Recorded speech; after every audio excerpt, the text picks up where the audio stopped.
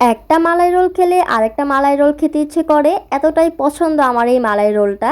তাই আজকে আমার আম্মু খুবই সহজে আপনাদের সাথে এই রেসিপিটা শেয়ার করেছে। আশা করি আপনাদের কাছে অনেক বেশি ভালো লাগবে। অবশ্যই বাসায় একবার হলেও ট্রাই করবেন। এখানে আম্মু ফার্স্টে ব্রেডের সাইডের অংশটুকু কেটে নিল। সবগুলো ব্রেডের সাইডের অংশগুলো একইভাবে কেটে নিতে হবে। দেন ব্রেডগুলোকে একটা বেলুনির সাহায্যে বেলে নিয়েছে। আগে থেকে আম্মু রোলের ভিতরে দেওয়ার জন্য এই ঘন দুধের মালাইটা তৈরি করে রেখেছিল। আগে থেকে তৈরি করে রাখা মালাইগুলো এক এক করে রোলের ভিতরে দিয়ে দিব। এভাবে সবগুলো রোল বানিয়ে নিতে হবে। মালাই রোল খেতে কোনো ওকেশন লাগে না, যখন ইচ্ছা তখনই বানিয়ে নেওয়া যায়। একটা মালাই রোল খেলে আরেকটা মালাই রোল খেতে ইচ্ছে করে, এতটাই পছন্দ আমার এই মালাই রোলটা। মালাই রোলের উপরে দেওয়ার জন্য আম্মু আগে থেকেই ঘন করে দুধ জাল করে রেখেছিল। এখন এক এক করে সবগুলো মালাই রোল একসাথে করে এগুলোর উপরে দুধগুলো ঢেলে দিচ্ছে।